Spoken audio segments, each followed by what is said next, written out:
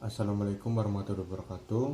Kami dari kelompok 1 yang beranggotakan Roni Sianturi, Febrisa Al-Khaudri, Fadil Zaki ZR, dan saya sendiri Adi Praselo. Di sini kami akan membawakan presentasi tentang kepribadian dan perilaku konsumen. Definisi kepribadian. Menurut Schiffman dan Kanuk, kepribadian adalah karakteristik psikologi seseorang yang menentukan dan merefleksikan bagaimana seseorang merespon lingkungannya. Jadi berdasarkan definisi ini, maka nampak bahwa yang ditekankan adalah karakter-karakter internal, seperti sikap, sifat, dan tindakan yang membedakan dengan orang lain.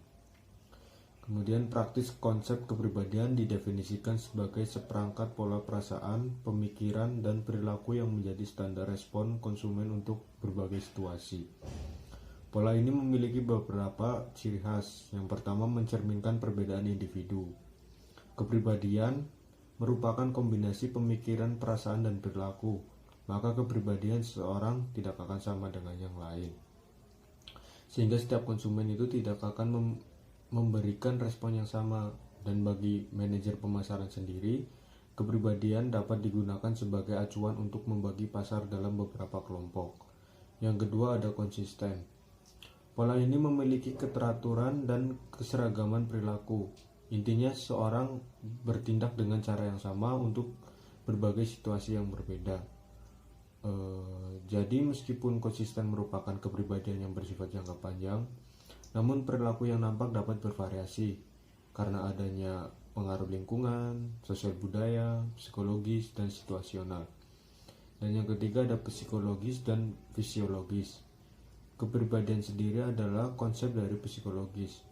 Namun para peneliti berpendapat bahwa kepribadian juga dipengaruhi oleh proses biologis dan kebutuhan manusia. Sekian presentasi dari saya yang kemudian akan dilanjutkan oleh teman saya.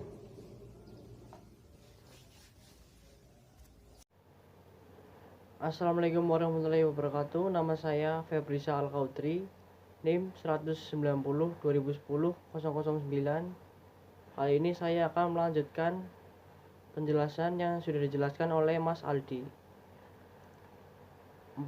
Akibat dari perilaku. Kepribadian tidak saja mempengaruhi bagaimana cara konsumen bertindak dan merespon lingkungan, tetapi juga cara mana yang digunakan.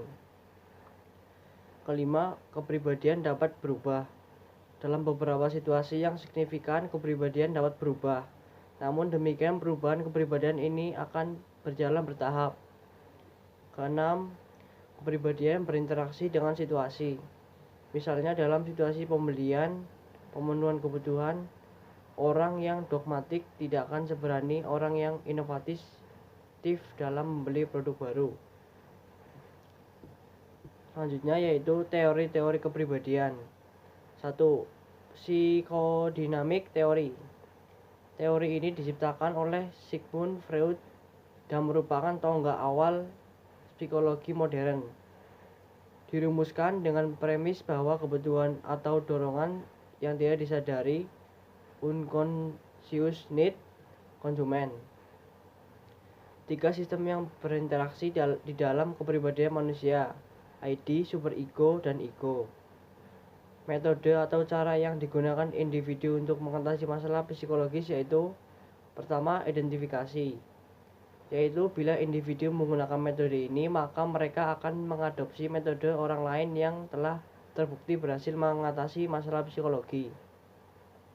Yang kedua, represi. Individu dapat mengendalikan kebutuhan fisiologis dengan membiarkan kebutuhan terpuaskan. Yang terakhir, displacement.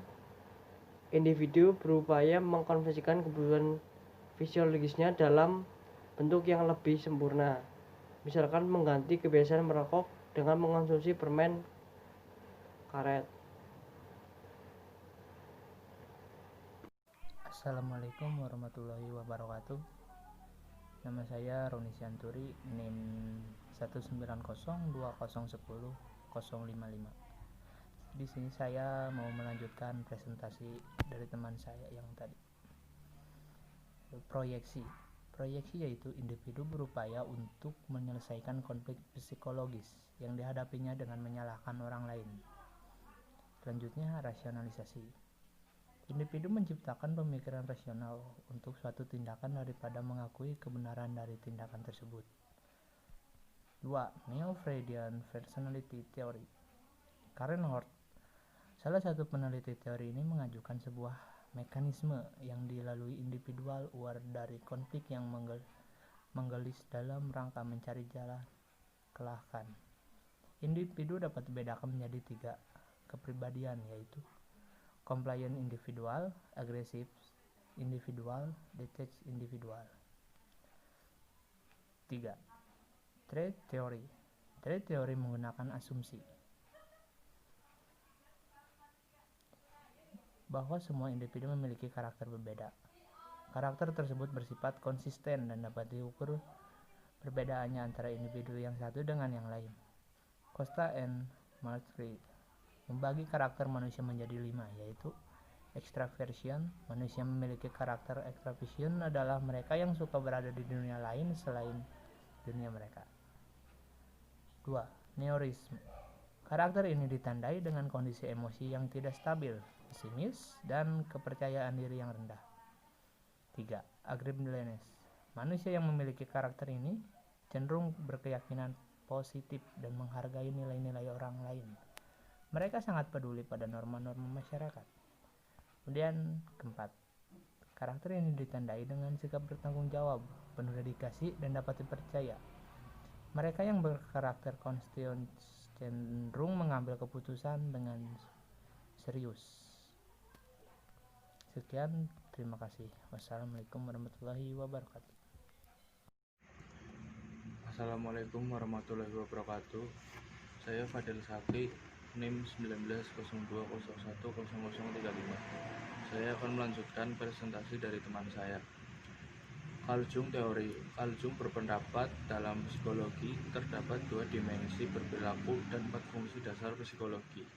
2 dimensi berorientasi dan menggambarkan tentang arah aliran energi psikis atau perhatian yang extraversion dan introversion.